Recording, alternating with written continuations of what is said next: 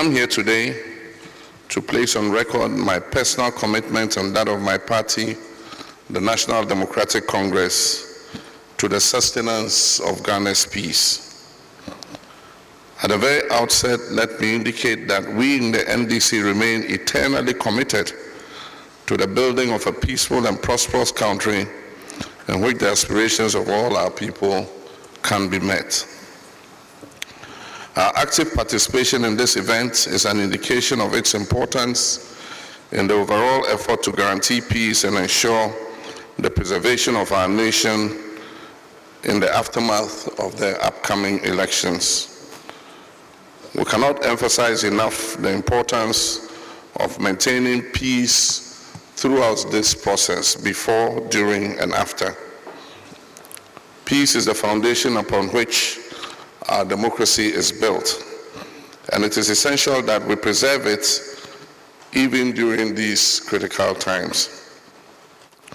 We're all too aware of the devastating consequences of electoral violence in other countries.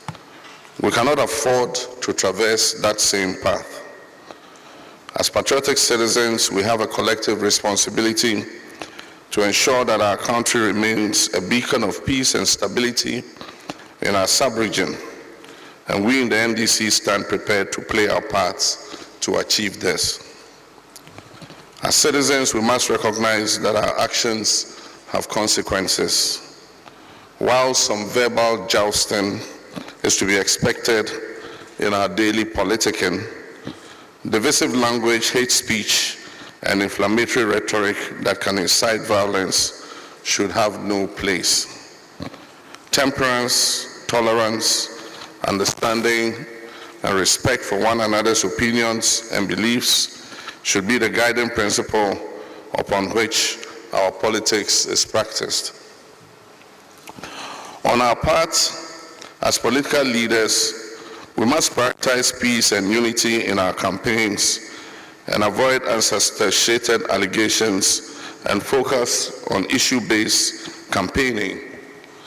We must compete on ideas and not on insults. To our security agencies, I commend you for your tireless efforts in maintaining law and order, and I urge you to remain impartial and professional in your duties, ensuring that all citizens can exercise their rights to vote without fear or intimidation. To our media practitioners, I encourage you to promote balanced and accurate reporting, and we must avoid misleading the electorate by deceiving them that some parties are going to vote on one day and others are going to vote on another day.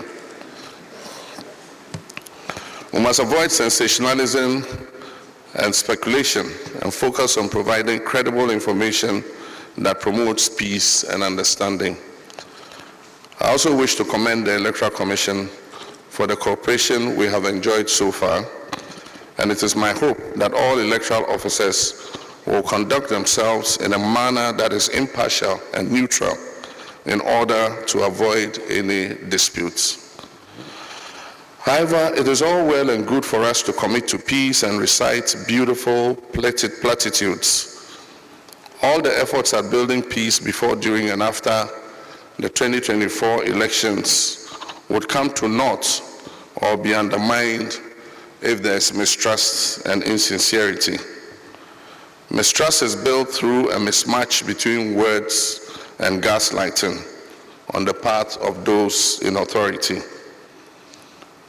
There is reason to be concerned that the signing of this pact, though well-intentioned, could amount to nothing if it is not followed by concrete actions to guarantee the peace by the stakeholders and government.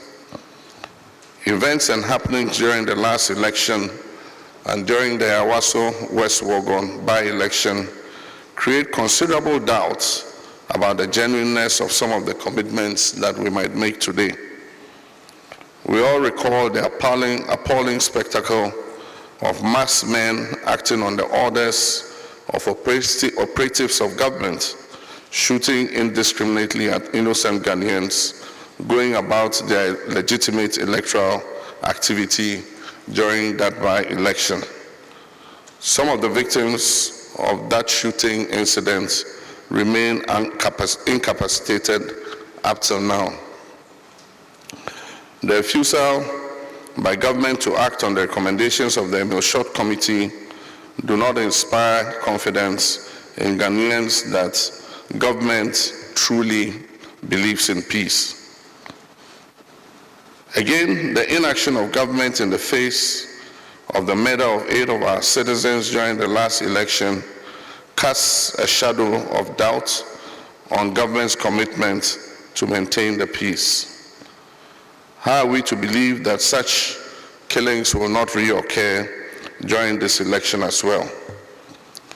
There also remains the vexed question of the use of thugs dressed in security service uniforms to intimidate and brutalize citizens during elections. How can we tell these thugs from the professional members of the security services, especially when they carry no name tags and they conceal their faces with facial masks, popularly called Azugu masks? I'll suggest to the IGP to instruct the arrest and detention of any such persons during the election and to be kept until the election is over. These are legitimate questions that must satisfactorily be accounted for to give true meaning to this peace pact, lest it remains just a piece of paper. We in the NDC have in the recent past expressed the above reservations, and we look forward to hearing conclusively on the steps taken to address these. In conclusion, let us all pledge to promote peace during these elections. Let us work together to create an environment that is conducive for free, fair, and peaceful elections. We owe it to ourselves, to our children and future generations to preserve the peace and stability that our dear country Ghana has enjoyed for so long. God bless our homeland Ghana.